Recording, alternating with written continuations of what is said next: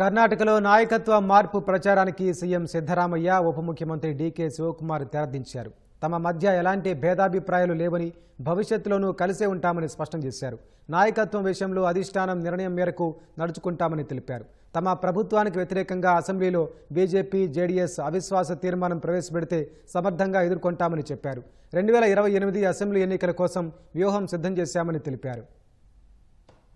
కర్ణాటకలో సీఎం మార్పు అంశంపై తీవ్రమైన చర్చ జరుగుతున్న వేళ కీలక పరిణామం చోటు చేసుకుంది. సీఎం సిద్ధరామయ్య ఆహ్వానం మేరకు ఉప ముఖ్యమంత్రి డీకే శివకుమార్ ఆయన నివాసానికి వెళ్లారు. ఇరువురు కలిసి అల్పాహారం చేశారు. తర్వాత మీడియాతో మాట్లాడిన ఇరువురు నేతలు తమ మధ్య ఎలాంటి భేదాభిప్రాయాలు లేవని స్పష్టం చేశారు. నాయకత్వ మార్పు గురించి భవిష్యత్తులోనూ ఎలాంటి గందరగోళం ఉండదని సీఎం సిద్ధరామయ్య తెలిపారు. అధిష్టానం ఆదేశాల మేరకు తామిద్దరం ముందుకు సాగుతామని చెప్పారు. సీఎం మార్పుపై బీజేపీ, జేడీఎస్ అసత్య ప్రచారాలు చేస్తున్నాయని ఆగ్రహం వ్యక్తం చేశారు. వారి అసత్య ప్రచారాలను ఉమ్మడిగా ఎదుర్కొంటామని సిద్ధరామయ్య తెలిపారు. నెల రోజులుగా ఉన్న గందరగోళాన్ని తెరదించేందుకే ఈ బ్రేక్ఫాస్ట్ భేటీ జరిగిందన్నారు. 2028 అసెంబ్లీ ఎన్నికలను కలిసే ఎదుర్కొంటామని సిద్ధరామయ్య తెలిపారు. మంత్రులు, ఎమ్మెల్యేలలో ఎవరూ ప్రభుత్వానికి వ్యతిరేకంగా లేరని చెప్పారు.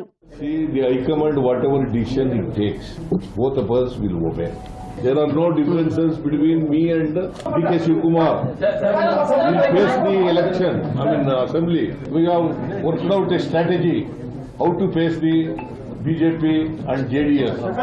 They are telling that no confidence it will also face it. Myself and the President of the KPCC and Deputy Chief Minister, Mr. D.K. Shivkumar, you are united. Karnataka ప్రజల మద్దతుతో రాష్ట్రంలో కాంగ్రెస్ ప్రభుత్వం అధికారంలోకి వచ్చిందని, వారికిచ్చిన వాగ్దానం ప్రకారం తాను సిద్ధరామయ్యతో కలిసి పనిచేస్తానని డిప్యూటీ సీఎం డీకే శివకుమార్ తెలిపారు. పార్టీకి నమ్మకమైన సైనికుల్లా తాము పనిచేస్తున్నామని, హైకమాండ్ ఏం చెప్పినా అనుసరిస్తామని స్పష్టం చేశారు. ప్రస్తుతం దేశంలో తమ పార్టీ పలు సమస్యలు ఎదుర్కొంటోందని చెప్పారు. 2028 అసెంబ్లీ ఎన్నికలు సహా 2029 లోక్సభ ఎన్నికల్లో కాంగ్రెస్ ను అధికారంలోకి తేవడమే తమ ముందు ఉన్న లక్ష్యమని వెల్లడించారు. రాష్ట్ర పార్టీ నాయకత్వం విషయంలో అధిష్టానం నిర్ణయమే అంతిమమని పేర్కొన్నారు. Today myself and the Honorable Chief Minister, we had a breakfast meeting. Mr. CM is also going to come for a lunch or dinner within next few days to my residence. Today we discussed the strategy of 28 assembly session which is going to be held, how to tackle the opposition party. Whatever they do politics, they may try to create a lot of issues. We are ready to answer to them. As far as political issues is concerned, the leadership issue is concerned, we go by my party high command.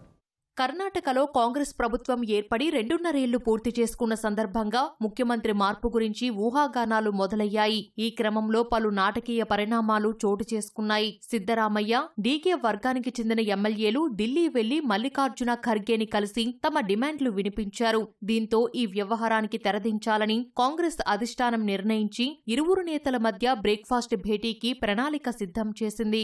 అందులో భాగంగానే Siddaramaiah, DK శివకుమార్లు భేటీ అయ్యారు.